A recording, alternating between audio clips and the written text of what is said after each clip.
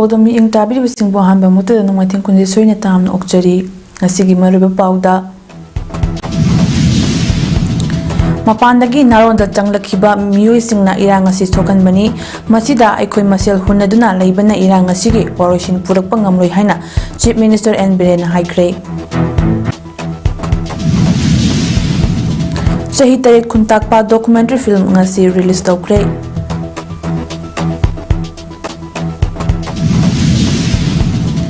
National Reconsolidation Day lisingani kulmanga gi thauram apham kya da pangthok nakre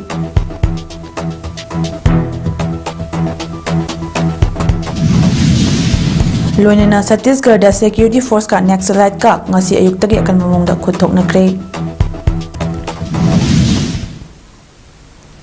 mapung pau miyam da bizari TV channel singna discussion tawba matamda lan gi maramda khana neina bigano lan gi maramda di security singna neina sanu haina Chief Minister Nongthomam Birena fongdokre wapam asinga si Manipur lenga ki State Archaeology Department of Art and Culture na senduna Maharaj Gambhir Singh gi leikidabagi chama ga marfutara mathoirak suba that anniversary gi thorum ama ngasi langthabal da leiba samadhi of Maharaj Gambhir Singh complex da leiba Maharaj Gambhir Singh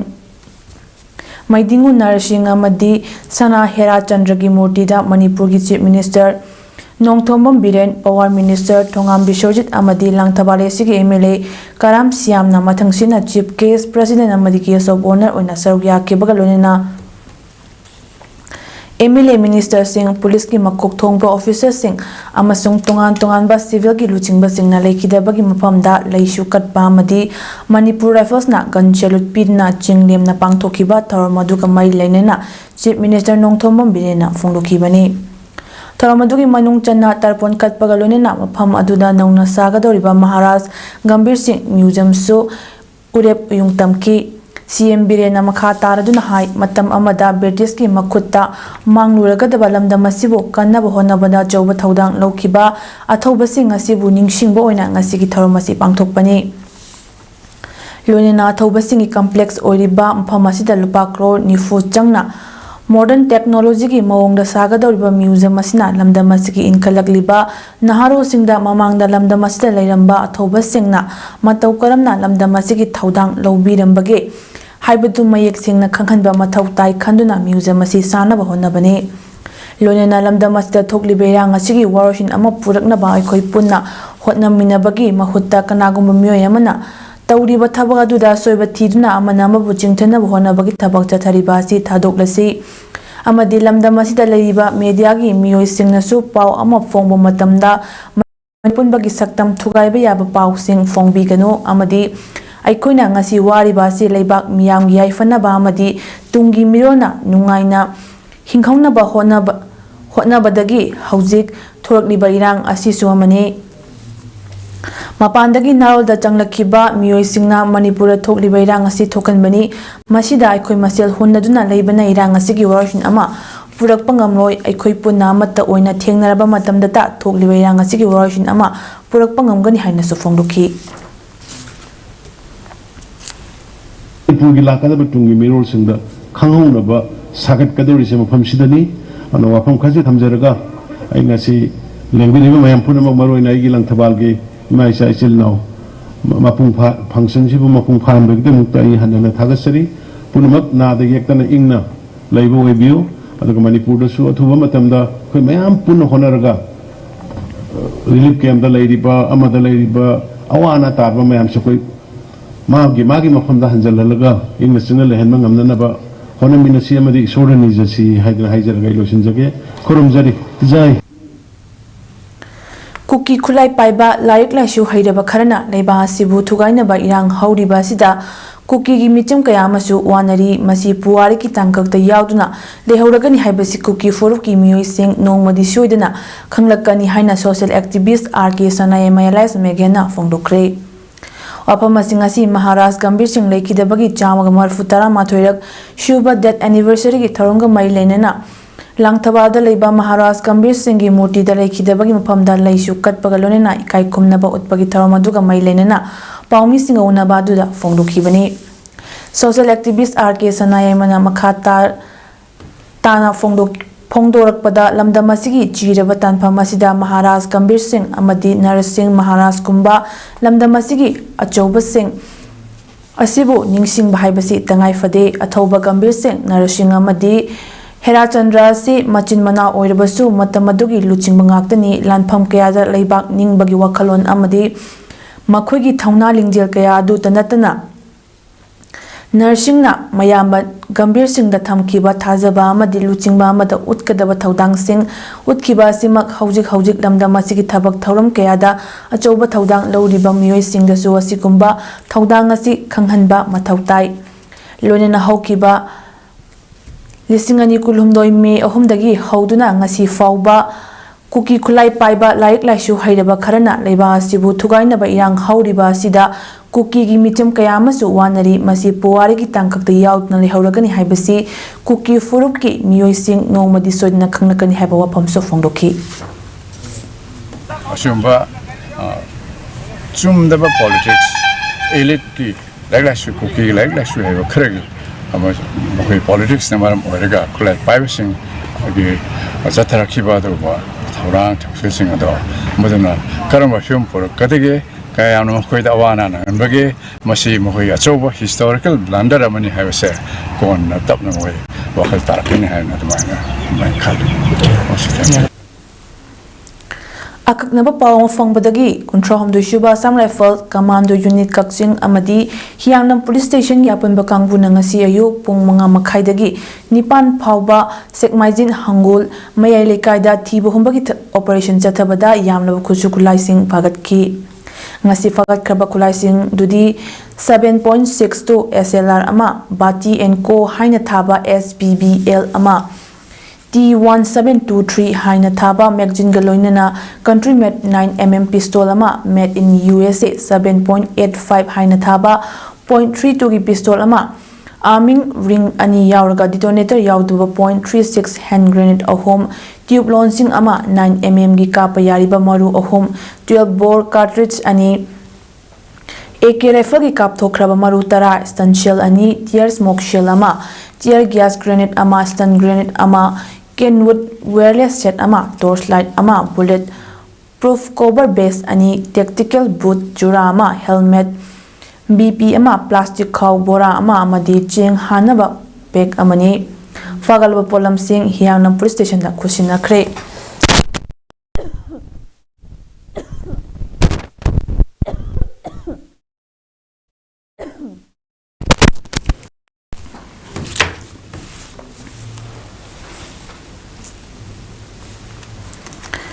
Anglo Manipur war अमदी चही तरेत खुनताकपा station थौदोनी असिगी film नमनबा government की माइकेदगी budget हापलगनी हाइना मणिपुर की चीफ मिनिस्टर नोंगथोंबम बिरेन फोंदोखरे वाफम असिंगसी Manipur state archaeological department of art and culture government of Manipur की सेंटंग मखादा रोमी मैतेना डायरेक्शन पीबा चही तरेत खुनताकपा हाइना मिंगथोनबा डॉक्यूमेंट्री फिल्म अमा अंगलागी हॉलदा फोंगबगी थरमदा फोंदोखिबनी थरम अदुदा मणिपुर की चीफ मिनिस्टर नोंगथोंबम बिरेन राज्य सभा की MP लेसेंबा सना जाउबा याउना MLA मिनिस्टर सिंह अमदी लेबासिगी मकोक थोंबो ऑफिसर कयासु सरुक याखी चीफ मिनिस्टर बिरेन मखा तारदुना हाई ngasi रिलीज तौरिबा डॉक्यूमेंट्री फिल्म असिगी डायरेक्टर ओरिबा रोमी मैतेबु थागतपगा लोइनना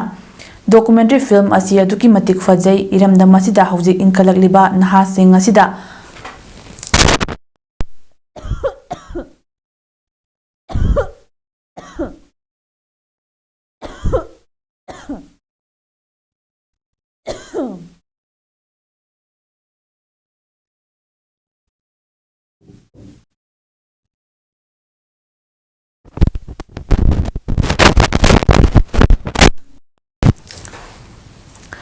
अहल लमन सिंहना तौरंबा मवोंग मतौसिंग असी ताकपा अमसु ओइगनी थौदोक हौजिक नहासिंगना थक्सी खासी यावरक्ट्रिबा सि खरदा ओइरबसु सेमदोकपा ngamgani लोनना सिगुंबा पुवारिगा मरी लेनबा फिल्म सिंग असी पुथोकपा मथौ ताई हौजिक अखोइगी पुवारी असिबु ngak सेंदुना थंबा हाइबासी इदुना थंबा अमा नत्रगा डॉक्यूमेंट्री ओइना थमहौबा असि तुंगी मिरोगी यामना कानबा ओइगनी हाइखि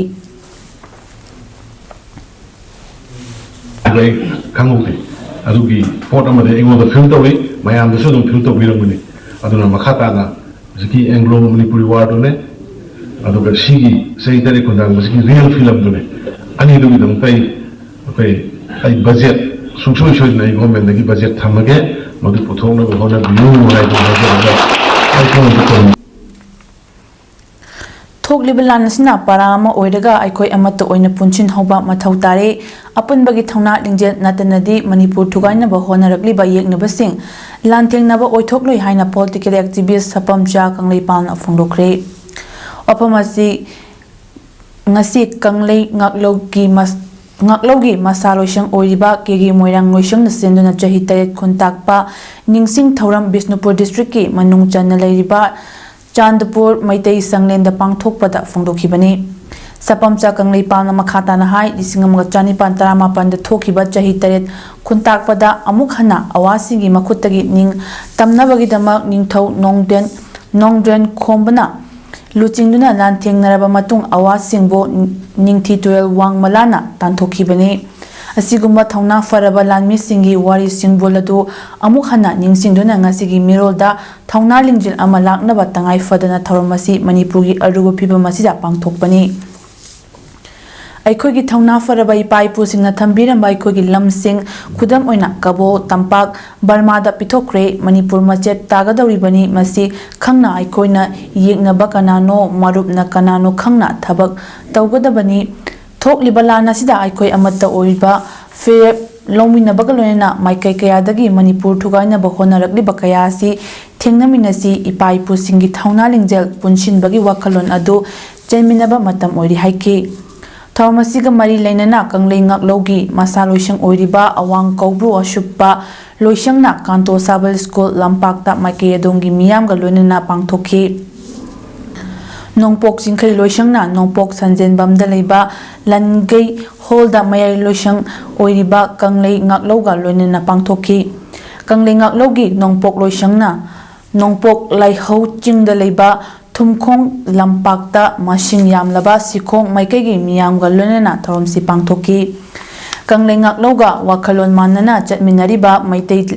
ꯆꯩꯉꯥꯛꯅ ꯃꯅꯤꯄꯨꯔ ꯗ꯭ꯔꯃꯥꯇꯤꯛ ꯌꯨꯅꯤꯌꯟ ꯍꯣꯜꯗ ꯀꯩꯔꯥꯎ ꯀꯦꯟꯗ꯭ꯔꯒꯤ MLA ꯂꯧꯔꯦꯝꯕꯝ ꯔꯥꯃꯦꯁꯣꯔꯅ ꯑꯊꯣꯏꯕ ꯃꯤꯊꯨꯡꯂꯦꯟ ꯑꯉꯣꯝ ꯅꯤꯡꯊꯧ ꯄꯣꯏꯔꯩꯇꯣꯟꯅ ꯑꯈꯟꯅꯕ ꯃꯤꯊꯨꯡꯂꯦꯟ ꯑꯣꯏꯅ ꯁꯔꯨꯛ ꯌꯥꯗꯨꯅ ꯅꯤꯡꯁꯤꯡ ꯊꯧꯔꯝꯁꯤ ꯄꯥꯡꯊꯣꯛꯈꯤ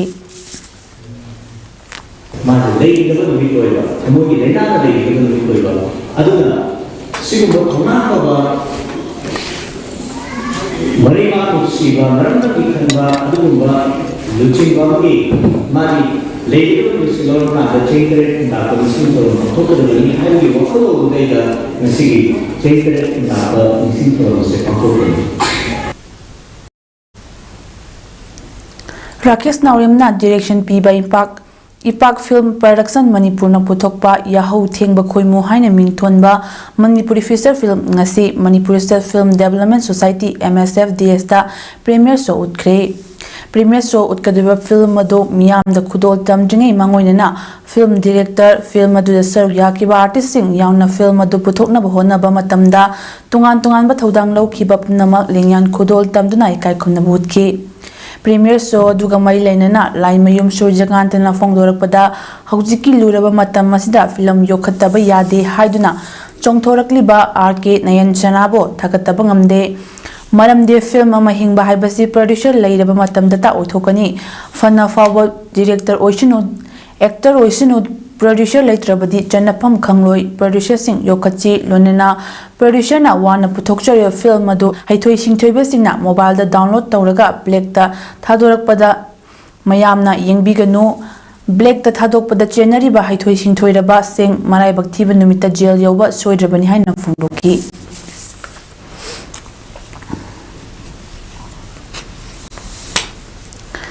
International Red Cross Movement ki Humanity Service ki manung channa Indian Red Cross Society Kakching District ki manung channa leiba Thongjau Hyang Lamwa bagai palen amasung Kakching dagi khangatlaba halmar fuda blanket amasung hygiene kit amamam yanthokre Indian Red Cross Society Kakching branch ki chairman Dr. Mayangnambam Rajkumar Secretary Khetri Mayumdar Madas amadi ate member singna ngasi koina chatna blanket amasung hygiene kit sing ado yanthokibani hairi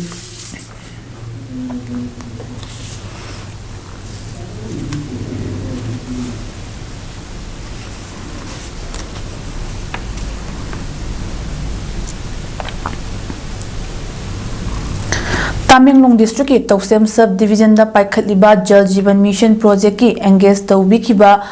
sinmi singi bifam thokpa khusumal pibide haibadagi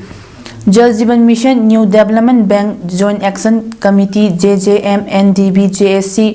Oinam Long Segment Tausem Subdivision Tamenglong District Manipur na tongan ba khongjang kaya chathabagi matungda mari leinaba authorities singa January 3 ta taunakhiba agreement gi matung ina thabak oina tawbiraktabana maram oiraga ngasi mifam pangthoktuna lawkiba warep ki matung ina lakliba tang 13 gi ayuk pung 6 tagi oinamlong segment Tausem Subdivision Tamenglong District Manipur gi area da chatliba National Highway 38 matam kaktana total economic blockade tawragani haina NDB Oinamlong segment Tausem Subdivision Tamenglong District Manipur ki JSC ki advisor Sangke Pau Konmeina Fongdorokli United People's Front UPF Manipur na sinduna aikoi amuk hana kontak laroi haibe hiramda Singjamai chinga mathakta leiba how ground da National Reconsolidation Day singani kunmanga amadi chamaga marfutara mathoi shuba iningthau chinglen nongdren khomba leikidebagi ningsing thoram ama pangthokre Thoramasi Haudringi Mangoinana Lang Tabal de Leba, Iningtau Gambir Singi Mitam da Haikat Lekat Tamlam Laba Matungda, Singjamai Chinga Matak de Leba, How Ground Forward Kongset Onalaki. Thoramadu da United People's Front UPF ki President Nong Tombam Rupa Chandra, All Manipur Maitei Pangal Development Organization Headquarter ki Chief Advisor, Retired Assistant Professor BM Alauddin Jeliangrong, Union Manipur amasong Nagaland ki Vice President Athai Kamai Kokomi ki Coordinator Somarendra Thokchom Amuko ki President Fairojam Nandoluwang CCSK ki President Jitendra Ningomba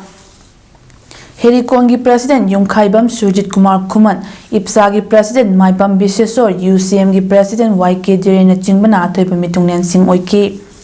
Thoramadu Kamai Lenana United People's Front ki President Nongthombam Rupa Chandrana Fongdorakpada Haukiba Chahigi December Kulhumdoida Chandrapurda Manipur Levy Haurakibagi Ningthau Gambir Singh Amadi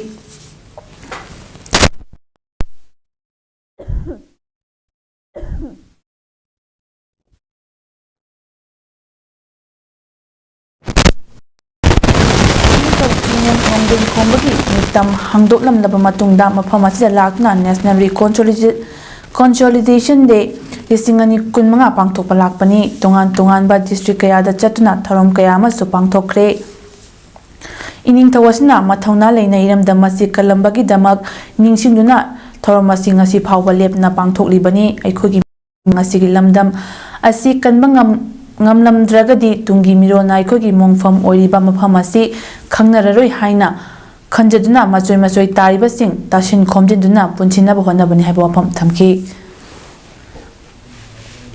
Mongfam Oriba Mafamasida Sikini Habakalu Tamjaraga Ikonangasi Tashin Komjin Bab Mayamase Punjalaga Ikonamasi program Pantok Sabani Maramaduna Masini Manipur Riba Kudimana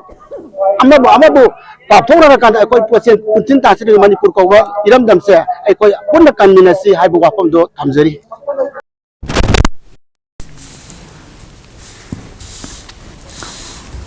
Thoramadu Sauk Yakiba United People's Front Advisor Laisangbam Jadumanina Fongdorapada Matamamagi Chahita Kuntakpa Manipurna Wagi Makada Leringi Matamdagi Ngasi Pauba Kaubangamdana Chahita Kuntakpa Haina Ngasisu Ningsinduna UPF na Mamangda no Makak Pangtok Lambado Handakti Tabum Amachupna Pangtokli Tama Pangtokli Bagi Maramdi Matamadu Daleba Sigi Miyamna Leibang Amdadana Kamting na Wadna Pumut Muketova Matamaduda kan Athau Sing Naikogi Miyambo Matauna Lena kan Biram by Pai Pusingbo Ningsingduna Amukhan na Kuntak Handana Bawarep Long na Babang Tupani Haiki Haukiba Chahi Kumda Lisingam Gachani Pantama Pandagi Lisingam Gachani Pan Kuntaruk Fauba ꯑꯋꯥꯁꯤꯡꯅ ꯃꯅꯤꯄꯨꯔꯗ ꯂꯥꯟꯗꯥꯔꯛꯇꯨꯅ ꯈꯨꯗꯨꯝ ꯆꯟꯗꯨꯅ ꯆꯍꯤ 8 ꯈꯨꯟꯇꯥꯛꯈꯤꯕ ꯃꯇꯝꯗ ꯏꯅꯤꯡꯊꯧ ꯆꯤꯡꯂꯦꯟ ꯅꯣꯡꯗ꯭ꯔꯦꯟ ꯈꯣꯝꯕ alias Gambhir ꯁꯤꯡꯅ ꯑꯋꯥꯁꯤꯡꯒꯤ ꯃꯊꯛꯇ ꯑꯃꯨꯛ ꯍꯟꯅ ꯂꯥꯟꯗꯥꯗꯨꯅ ꯃꯅꯤꯄꯨꯔꯕꯨ ꯑꯃꯨꯛ ꯂꯧꯁꯤꯟꯈꯤꯕ ꯑꯗꯨꯕꯨ ꯅꯤꯡꯁꯤꯡꯗꯨꯅ ꯑꯣꯕꯖꯥꯔꯕꯦꯁꯟ ꯑꯣꯐ ꯔꯤꯀꯟꯁꯣꯂꯤꯗꯦꯁꯟ ꯗꯦꯒꯤ ꯊꯧꯔꯝ ꯏꯟꯗꯤꯖꯤꯅꯁ ꯄꯤꯄꯜꯁ ꯑꯣꯔꯒꯅꯥꯏꯖꯦꯁꯟ ꯃꯅꯤꯄꯨꯔꯤ ꯄꯣꯝꯅ ꯁꯦꯟꯗꯨꯅ ꯀꯨꯝꯕꯤ ꯀꯦꯟꯗ꯭ꯔꯒꯤ ꯋꯥꯡꯉꯨ ꯅꯥꯎꯗꯈꯣꯡ ꯑꯋꯥꯡ ꯄ꯭ꯂꯦꯒ꯭ꯔꯥꯎꯟꯗ ꯉꯁꯤ ꯄꯥꯡꯊꯣꯛꯈ꯭ꯔꯦ꯫ ꯊꯧꯔꯝ ꯑꯗꯨꯗ ꯃꯅꯤꯄꯨꯔ ꯌꯨꯅꯤꯚꯔꯁꯤꯇꯤꯒꯤ ꯔꯤꯇꯤꯌꯔ ꯄ꯭ꯔꯣꯐꯦꯁꯔ W. ꯅꯕꯀꯨꯃꯥꯔ, ꯏꯄꯣꯝꯒꯤ ꯄ꯭ꯔꯦꯁꯤꯗꯦꯟꯠ ꯑꯦꯗꯚꯣꯀꯦꯠ Y. ꯗꯦꯕꯗꯠꯇ, ꯐꯣꯛꯁꯀꯤ vice president B. M. Yaima Shaha, Maring Uprup ꯑꯦꯁꯦꯝꯕ꯭ꯂꯤꯒꯤ president K. Yaima Koshil Maring, Kabui union ꯃꯅꯤꯄꯨꯔꯒꯤ ꯚꯥꯏꯁ ꯄ꯭ꯔꯦꯁꯤꯗꯦꯟꯠ ꯂꯥꯟꯕꯣꯟ ꯀꯕꯨꯏ ꯑꯃꯁꯨꯡ ꯁꯣꯁꯤꯌꯦꯜ ꯑꯦꯛꯇꯤꯚꯤꯁꯠ ꯑꯔꯦꯡ ꯖꯇꯛ ꯆꯤꯔꯨꯅ ꯑꯊꯣꯏꯕ ꯃꯤꯊꯨꯡꯂꯦꯟꯁꯤꯡ ꯑꯣꯏꯅ ꯁꯔꯨꯛ ꯌꯥꯈꯤ꯫ ꯊꯧꯔꯝ ꯑꯗꯨꯒ ꯃꯔꯤ ꯂꯩꯅꯅ ꯔꯤꯇꯤꯌꯔ ꯄ꯭ꯔꯣꯐꯦꯁꯔ W. ꯅꯕꯀꯨꯃꯥꯔꯅ ꯐꯣꯡꯗꯣꯛꯈꯤꯕꯗ ꯑꯩꯈꯣꯏ ꯑꯃꯨꯛ ꯍꯟꯅ ꯇꯨꯡꯂꯝꯆꯠ ꯑꯃꯒꯤꯗꯃꯛ ꯑꯃꯠꯇ ꯑꯣꯏꯅ ꯄꯨꯟꯁꯤꯟꯅꯕ ꯍꯥꯏꯕꯁꯤ ꯍꯧꯖꯤꯛꯀꯤ ꯃꯇꯝꯗ ꯌꯥꯝꯅꯃꯛ ꯃꯊꯧ ꯇꯥꯔꯦ ꯍꯥꯏꯕ ꯋꯥꯐꯝꯁꯤꯡ ꯐꯣꯡꯗꯣꯛꯅꯈꯤꯕꯒ ꯂꯣꯏꯅꯅ ꯔꯤꯀꯟꯁꯣꯂꯤꯗꯦꯁꯟ ꯗꯦꯒꯤ ꯊꯧꯔꯝ ꯑꯁꯤ ꯆꯤꯡꯒꯤ ꯇꯣꯉꯥꯟ ꯇꯣꯉꯥꯟꯕ ꯃꯐꯝꯁꯤꯡꯗ ꯄꯥꯡꯊꯣꯛꯍꯟꯅꯤꯡꯕꯒꯤ ꯑꯄꯥꯝꯕꯁꯨ ꯐꯣꯡꯗꯣꯛꯅꯈꯤ꯫ ꯉꯁꯤꯒꯤ ꯊꯧꯔꯝ ꯑꯗꯨꯗ ꯇꯣꯉꯥꯟ ꯇꯣꯉꯥꯟꯕ CSOꯁꯤꯡ ꯑꯃꯗꯤ ꯃꯅꯤꯄꯨꯔꯒꯤ ꯃꯐꯝ ꯀꯌꯥꯗꯒꯤ ꯂꯥꯛꯄ ꯃꯁꯤꯡ ꯌꯥꯝꯂꯕ ꯃꯤꯌꯥꯝꯁꯨ ꯁꯔꯨꯛ ꯌꯥꯈꯤ꯫ ꯃꯦꯝꯕꯤ ꯂꯩꯃ ꯃꯩꯇꯩ ꯀꯜꯆꯔꯦꯜ ꯔꯤꯁꯔꯁ ꯁꯦꯟꯇꯔ ꯁꯒꯣꯜꯕꯟ ꯁꯔꯥꯝ ꯂꯩꯀꯥꯏꯒꯤ 12 ꯁꯨꯕ ꯐꯥꯎꯟꯗꯦꯁꯟ ꯗꯦꯒꯤ ꯊꯧꯔꯝ ꯉꯁꯤ ꯇꯥꯛꯌꯦꯜ ꯈꯣꯡꯕꯥꯜ ꯈꯨꯃꯟꯊꯦꯝ ꯂꯩꯀꯥꯏꯗ ꯂꯩꯕ ꯊꯧꯄꯥꯡ ꯁꯪꯂꯦꯟꯗ ꯄꯥꯡꯊꯣꯛꯈ꯭ꯔꯦ꯫ ꯑꯍꯥꯟꯕ ꯁ꯭ꯇꯦꯠ ꯂꯦꯚꯦꯜ ꯃꯩꯇꯩ ꯏꯁꯩ ꯁꯩꯍꯦꯛ ꯁꯩꯇꯤꯟꯅꯕ ꯇꯥꯟ ꯐꯥꯡꯅꯕꯒ ꯂꯣꯏꯅꯅ ꯄꯥꯡꯊꯣꯛꯄ ꯊꯧꯔꯝ ꯑꯗꯨꯗ AIR ꯏꯝꯐꯥꯜꯒꯤ director N. Nandakumar, Lainingthou Sanamahi temple ꯕꯣꯔꯗꯀꯤ ꯚꯥꯏꯁ ꯄ꯭ꯔꯦꯁꯤꯗꯦꯟꯠ ꯋꯥꯈꯜ ꯂꯝꯖꯤꯡ ꯑꯃꯗꯤ ꯗꯋꯟ ꯄꯕ꯭ꯂꯤꯛ ꯍꯥꯏ ꯁ꯭ꯀꯨꯜ ꯁꯂꯥꯝꯒꯤ ꯐꯥꯎꯟꯗꯔ ꯄ꯭ꯔꯤꯟꯁꯤꯄꯜ Y. ꯑꯣꯄꯦꯟ ꯌꯥꯎꯅ ꯃꯔꯨꯑꯣꯏꯕ ꯃꯤꯑꯣꯏ ꯀꯌꯥꯅ ꯁꯔꯨꯛ ꯌꯥꯈꯤ꯫ ꯊꯧꯔꯝ ꯑꯗꯨꯒ ꯃꯔꯤ ꯂꯩꯅꯅ ꯃꯦꯝꯕꯤ ꯂꯩꯃ ꯃꯩꯇꯩ ꯀꯜꯆꯔꯦꯜ ꯔꯤꯁꯔꯁ ꯁꯦꯟꯇꯔꯒꯤ ꯐꯥꯎꯟꯗꯔ S. ꯃꯦꯝꯕꯤꯅ ꯊꯧꯔꯝ ꯑꯁꯤ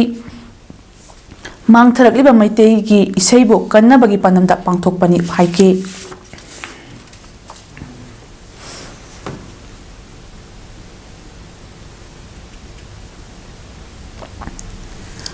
ꯍꯧꯈꯤꯕ ꯆꯍꯤ 2012 ꯃꯦ 3ꯗꯒꯤ ꯍꯧꯔꯛꯈꯤꯕ ꯏꯔꯥꯡ ꯑꯁꯤꯅ ꯃꯔꯝ ꯑꯣꯏꯔꯒ ꯃꯁꯥꯒꯤ ꯃꯌꯨꯝꯗ ꯂꯩꯕ ꯉꯝꯗꯅ ꯑꯃꯗꯤ ꯃꯁꯥꯒꯤ ꯃꯌꯨꯝ ꯃꯀꯩ ꯇꯨꯝꯅ ꯃꯩ ꯆꯥꯈ꯭ꯔꯕ ꯏꯃꯨꯡꯁꯤꯡꯅ ꯂꯥꯟꯖꯦꯟꯅꯔꯛꯇꯨꯅ ꯔꯤꯂꯤꯐ ꯀꯦꯝꯞꯁꯤꯡꯗ ꯆꯪꯖꯐꯝ ꯂꯧꯔꯤꯕꯁꯤꯡꯒꯤꯗꯃꯛꯇ ꯑꯁꯥꯝ ꯉꯥꯛꯄꯤꯒꯅꯤ ꯑꯁꯥ ꯗꯔꯁꯟ ꯇꯃꯨꯜꯄꯨꯔ BTR ꯑꯁꯥꯝꯒꯤ ꯃꯈꯥꯗ ꯂꯥꯛꯄ ꯗꯕꯜ 300ꯒꯤ ꯃꯊꯛꯇ ꯉꯁꯤ UFOꯒꯤ ꯚꯣꯂꯟꯇꯤꯌꯔꯁꯤꯡꯅ ꯏꯝꯐꯥꯜ ꯋꯦꯁ ꯑꯃꯗꯤ ꯏꯝꯐꯥꯜ ꯏꯁꯀꯤ ꯇꯣꯉꯥꯟ ꯇꯣꯉꯥꯟꯕ ꯃꯐꯝꯁꯤꯡꯗ ꯂꯩꯔꯤꯕ ꯔꯤꯂꯤꯐ ꯀꯦꯝꯞꯁꯤꯡꯒꯤ ꯏꯟꯃꯦꯠꯁꯤꯡꯗ ꯌꯦꯟꯊꯣꯛꯈ꯭ꯔꯦ꯫ ꯌꯦꯟꯊꯣꯛꯄꯒꯤ ꯊꯧꯔꯝ ꯑꯁꯤꯒ ꯃꯔꯤ ꯂꯩꯅꯅ ꯑꯁꯥ ꯗꯔꯁꯟ ꯑꯁꯥꯝꯒꯤ ꯈꯨꯠꯊꯥꯡꯒꯤ ꯃꯈꯥꯗ ꯗꯤꯄ꯭ꯔꯦꯁꯟꯒꯤ ꯑꯅꯥꯕꯅ ꯃꯔꯝ ꯑꯣꯏꯗꯨꯅ ꯑꯋꯥꯕ ꯃꯥꯌꯣꯛꯅꯗꯨꯅ ꯃꯌꯥꯡ ꯏꯝꯐꯥꯜ ꯄ꯭ꯔꯚꯥꯕꯇꯤ ꯀꯣꯂꯦꯖ ꯔꯤꯂꯤꯐ ꯀꯦꯝꯞꯇ ꯆꯪꯖꯐꯝ ꯂꯧꯗꯨꯅ ꯂꯩꯔꯤꯕꯤ ꯑꯋꯥꯡ ꯁꯦꯛꯃꯥꯏꯗꯒꯤ ꯅꯤꯡꯊꯧ ꯈꯣꯡꯖꯝ ꯎꯁꯥꯔꯥꯅꯤꯒꯤ ꯍꯤꯗꯥꯛ ꯂꯥꯡꯊꯛ ꯂꯩꯕꯗ ꯃꯇꯦꯡ ꯑꯣꯏꯅꯕ ꯍꯥꯏꯗꯨꯅ ꯁꯦꯜ ꯑꯣꯏꯅ ꯂꯨꯄꯥ 3,000 ꯈꯨꯠꯁꯤꯟꯅꯈꯤ꯫ ꯑꯃꯗꯤ ꯁꯑꯣꯝꯕꯨꯡꯗ ꯂꯩꯕ ꯕꯤꯔꯝꯒꯣꯜ ꯀꯣꯂꯦꯖꯇ ꯍꯥꯡꯂꯤꯕ ꯔꯤꯂꯤꯐ ꯀꯦꯝꯞ ꯑꯁꯤꯒꯤ ꯏꯟꯃꯦꯠꯁꯤꯡꯗ ꯁꯦꯟꯊꯣꯛ ꯂꯝꯕꯤ ꯂꯩꯍꯟꯅꯕ ꯐꯤꯁꯥꯀꯣꯠ ꯑꯃ ꯂꯩꯅꯕ ꯁꯦꯜ ꯑꯣꯏꯅ ꯂꯨꯄꯥ 15,000 ꯕꯤꯔꯝꯒꯣꯜ relief ꯀꯦꯝꯞꯀꯤ convener ꯋꯥꯌꯦꯜꯕꯝ ꯕꯤꯔꯦꯟꯗ ꯈꯨꯠꯁꯤꯟꯅꯈꯤ꯫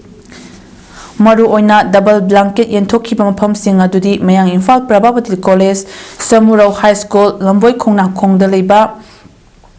Manipur trade and export centre ꯑꯃꯗꯤ ꯁꯑꯣꯝꯕꯨꯡꯗ ꯂꯩꯕ ꯕꯤꯔꯝꯒꯣꯜ ꯀꯣꯂꯦꯖꯅꯆꯤꯡꯕ ꯃꯐꯝꯁꯤꯡꯗ ꯍꯥꯡꯂꯤꯕ ꯔꯤꯂꯤꯐ ꯀꯦꯝꯞ ꯑꯁꯤꯗ ꯂꯩꯔꯤꯕ ꯏꯟꯃꯦꯠꯁꯤꯡꯗ ꯈꯨꯠꯁꯤꯟꯅꯈꯤꯕꯅꯤ꯫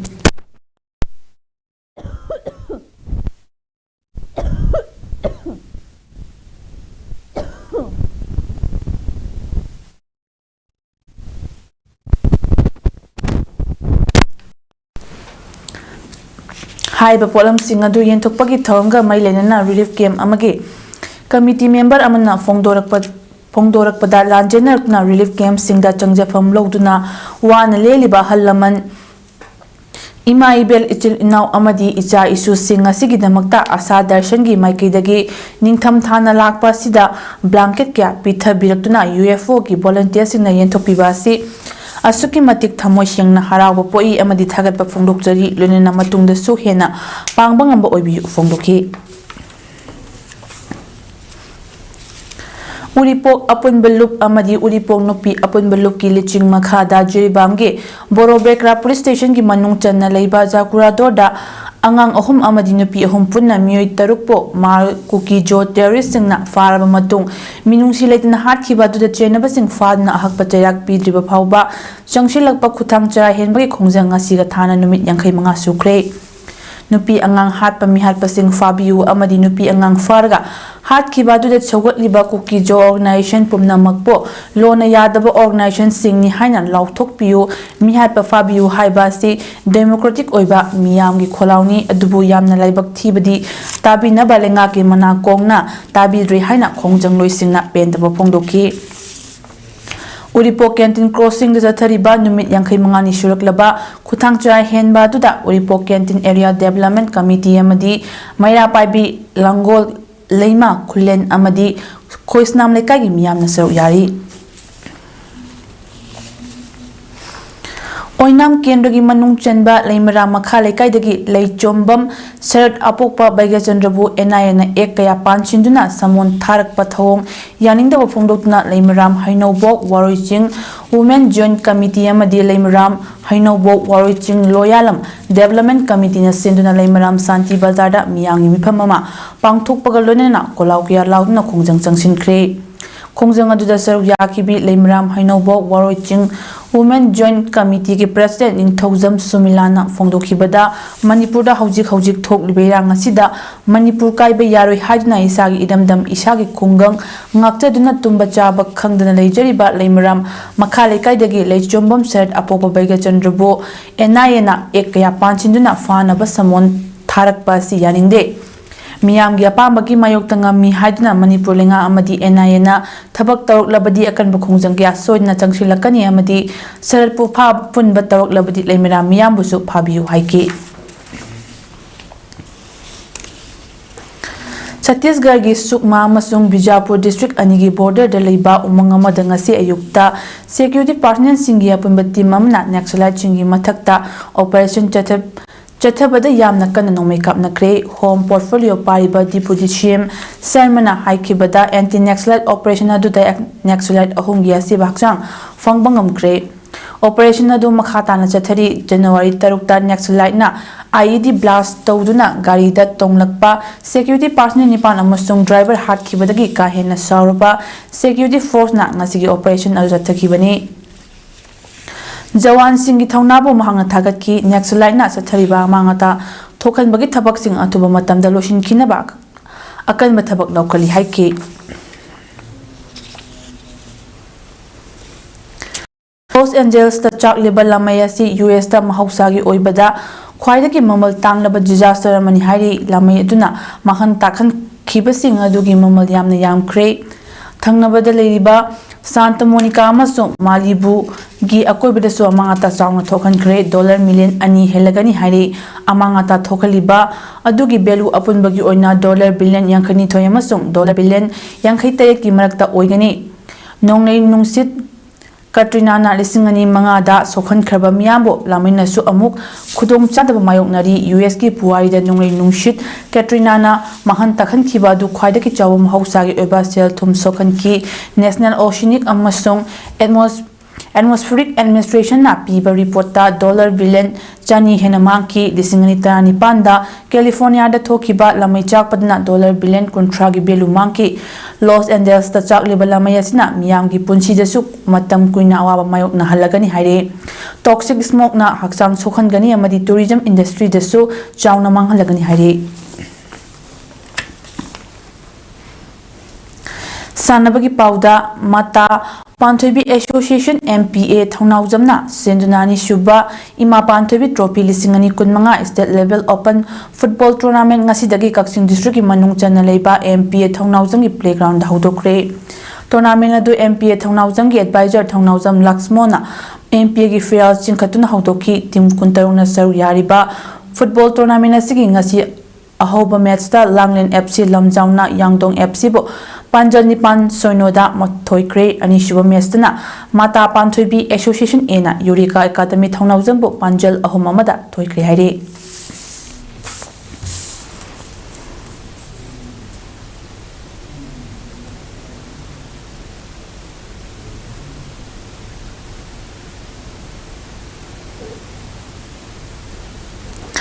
ꯑꯔꯣꯏꯕꯗ ꯃꯔꯨꯑꯣꯏꯕ ꯄꯥꯎ ꯑꯃ ꯍꯟꯅ ꯄꯤꯖꯔꯤ ꯃꯄꯥꯟꯗꯒꯤ ꯅꯥꯔꯣꯟꯗ ꯆꯪꯂꯛꯈꯤꯕ ꯃꯤꯑꯣꯏꯁꯤꯡꯅ ꯏꯔꯥꯡ ꯑꯁꯤ ꯊꯣꯛꯍꯟꯕꯅꯤ ꯃꯁꯤꯗ ꯑꯩꯈꯣꯏ ꯃꯁꯦꯜ ꯍꯨꯟꯅꯗꯨꯅ ꯂꯩꯕꯅ ꯏꯔꯥꯡ ꯑꯁꯤꯒꯤ ꯋꯥꯔꯣꯏꯁꯤꯟ ꯄꯨꯔꯛꯄ ꯉꯝꯂꯣꯏ ꯍꯥꯏꯅ ꯆꯤꯐ ꯃꯤꯅꯤꯁꯇꯔ ꯑꯦꯟ ꯕꯤꯔꯦꯟꯅ ꯍꯥꯏꯈ꯭ꯔꯦ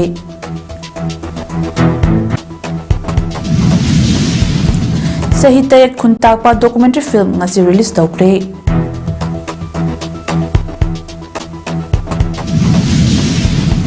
ꯅꯦꯁꯅꯦꯜ ꯔꯤꯀꯟꯁꯣꯂꯤꯗꯦꯁꯟ ꯗꯦ 2025 ꯊꯧꯔꯝ ꯃꯐꯝ ꯀꯌꯥꯗ ꯄꯥꯡꯊꯣꯛꯈ꯭ꯔꯦ